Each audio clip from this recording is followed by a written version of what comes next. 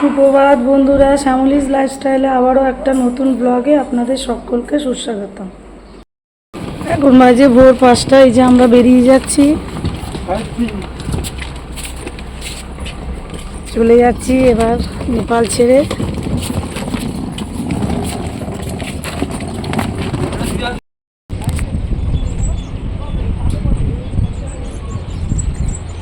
আমরা তার চলে যাচ্ছি, তো যাওয়ার পথে এই ব্রিজটা দেখতে পেয়েছি, তো গাড়ি থেকে নেমে এই ব্রিজের উপর উঠেছি আর কি। কি সুন্দর দেখুন, ভয় লাগছে যদিও, লোহার ব্রিজ তো সেরকম একটা ভয় লাগছে না, কিন্তু খুব ভালো লাগছে।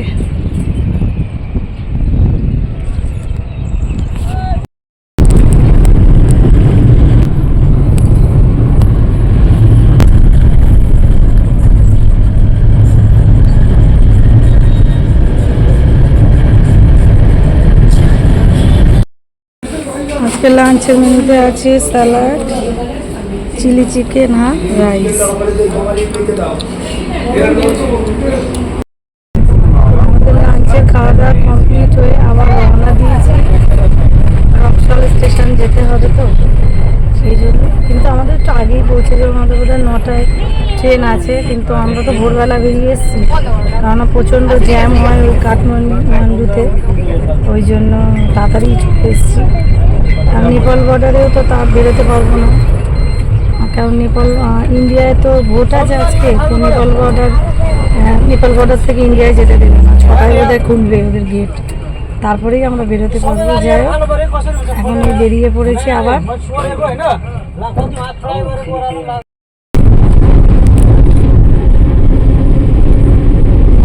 আজ আমরা তো নেপাল ছেড়ে চলে যাচ্ছি, একদিন ভালো লাগছে না, কিছু করার তো নিয়ে যেতে তো হবে। যাই হোক, ভোর 5টায় তো আমরা আজকে বার হয়েছি, তো এখনই প্রায় 5টার মতন বাজতে চললো, বিকাল।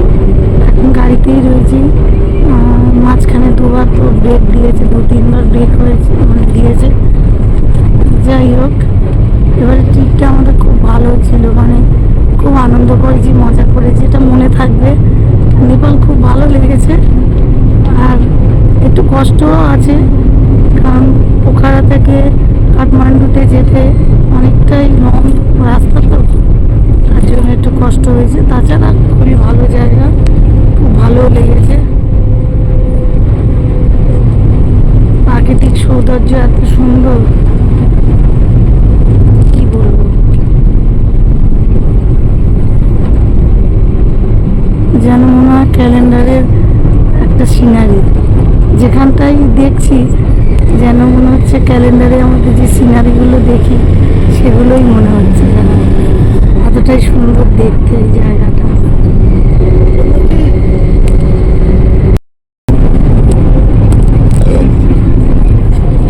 প্রিয়ম তো বিন্দাস ঘুমিয়ে ঘুমিয়ে যাচ্ছে, কোনো ডিস্টার্ব নেই, কোনো বিরক্ত নেই। ও আসলে ছোট থেকে ঘুরতে ঘুরতে না একটা মানে বুঝে গেছে যে ঘুরতে গেলে বিরক্ত করলে চলবে না। একদম এতদিন যে আমরা এখানে এসেছি, কতদিন হয়ে গেল, আগে শনিবার থেকে আজকে শনিবার, এতগুলো দিন আমরা বাইরে রয়েছি। একদম বিশ্বাস করবেন না বন্ধুরা, আমার বড়টা তো বড় হয়েই গেছে, বাদ দিন, ছোটোটা তো একদমই বিরক্ত করেনি, কোনো ডিস্টার্ব নেই। সারাদিন তো আমরা বাসাবাসি ঘুরে বেরিয়েছি, শুধু বারবার একবার করে জিজ্ঞাসা করছে, বাবা কখন নামবো আর কতক্ষণ, ব্যাস এটাই। তাছাড়া কিন্তু আর বেশি কোনো ডিস্টার্ব করেনি, খুব আনন্দ করছে, ওরও ভালো লেগেছে। আসলে ও আমাদের সাথে ঘুরতে ভালোবাসে, ছোটবেলা থেকে ঘুরছে, তো ওই জন্য ঘুরতে পছন্দ করে, ওই জন্য কোনো মধ্যে বিরক্ত কোনো সময় করে না।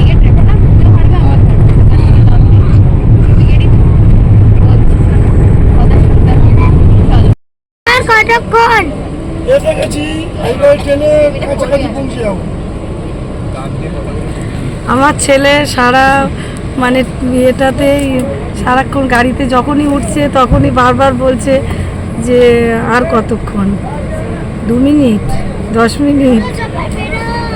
ও যে এতটা জার্নিটা করে এলো চুপচাপ, সত্যি ভাবতে পারি না। যে করতে পারবে, অনেকটাই একটু কষ্ট। নেপাল আসাটা একটু কষ্টেরই, জার্নিটা কষ্টের জার্নি, অনেকটা লং রাস্তা তো। আনন্দ আছে কিন্তু কষ্টও আছে।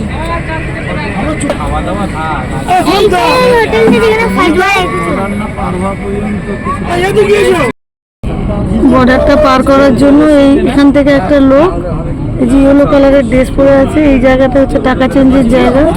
এখান থেকে একটা লোক আবার আমাদের বাসে উঠলো, মানে এই বর্ডারটাকে পার করে দেবে। আমরা তো নেপাল ছেড়ে এবার চলে যাব, টাটা বাই বাই হয়ে যাচ্ছে নেপাল।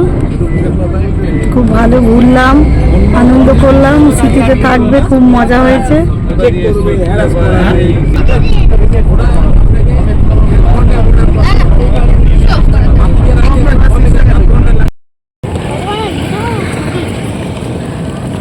এই যে আমরা বাস, বর্ডারে বাস ছাড়ছেই না, আটকে রেখেছে, বাস ছাড়েনি বলে আমরা এই যে হেঁটে চলে আসছি। হেঁটে আর কি বর্ডার পার করব, এটা একটা নতুন অভিজ্ঞতা। এই যে বর্ডারের সামনেই দাঁড়িয়ে আছি।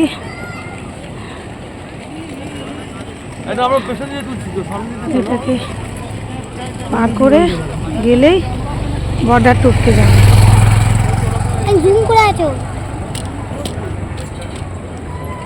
তো করলাম পুরো নেপাল বর্ডার থেকে আমাদের ইন্ডিয়া বর্ডারে ঢুকতে এত কষ্ট হয়েছে বন্ধুরা, বলে বোঝাতে পারবো না। রাস্তার মাঝখানে আটকে গেল যে গাড়ি আর যাবে না। তো আমাদের 9টায় ট্রেন, তখন বাজে মোটামুটি 7টা 15-20 বাজে। তাহলে আমরা তো আসতেই পারবো না। তখন কি করলাম, সব লাগেজ ফাগেজ বাস থেকে নামিয়ে সবাই হেঁটে হেঁটে এলাম। এমন রাস্তা দিয়ে হেঁটে এসেছি মানে বলে বোঝাতে পারবো না। সেটা রাস্তাই না, একটা মানে খাদ টাইপের, নিচু, ঢালু, অন্ধকার, সেরকম একটা জায়গা। সেখান দিয়ে কোনো প্রকারে এসে আবার অটো পেলাম, একটা অটোতে উঠে তাপের স্টেশনে এসে, মানে নেপাল জার্নিটা মানে ভালো, ঘোরাটা ভালো হয়েছে। জার্নিটা প্রচুর প্রচুর জার্নি, কষ্টও আছে কিন্তু প্রচণ্ড, একটু বেশি কষ্ট। মানে এই যে বর্ডারে এসে আবার নেমে হেঁটে বর্ডার থেকে পার হওয়া, এই অভিজ্ঞতাটা ছিল না। যাক, তো এই অভিজ্ঞতাটা হয়ে গেল, এটা একটা ভালো ব্যাপার। কিন্তু কষ্ট হয়েছে। আমি তো লাগেজ নিই না, আমার ছেলে হাজবেন্ড লাগেজগুলো নিয়ে চাগিয়ে চাগিয়ে হাঁটা, মানে চালিয়ে নিয়ে আসা যাচ্ছে না, পাথর তো পুরো। বোধহয় ওখানে শীতকাল, মানে বর্ষাকালে বোধহয় ওখান দিয়ে জলই যায়, এরমই একটা এলাকা, পুরো পাথর পাথর ভর্তি। সেরম জায়গা দিয়ে এসেছি তো খুবই কষ্ট হয়েছে। যাকে শেষ পর্যন্ত ট্রেনে এসে পৌঁছেছি, ট্রেনে ছেড়ে দিয়েছে। আর মানে ইন্ডিয়াতে ঢুকে গেছি, মানে এটা তো ইয়েতে চলে এসেছি, মানে নেপাল ছেড়ে। আমি ভুলভাল বলে ফেলছি, দেখছি এত কষ্ট হয়েছে হেঁটে হেঁটে আসা, তো অনেকটা হেঁটে আসতে হয়েছে। ঠিক আছে, পরে আবার দেখা হবে।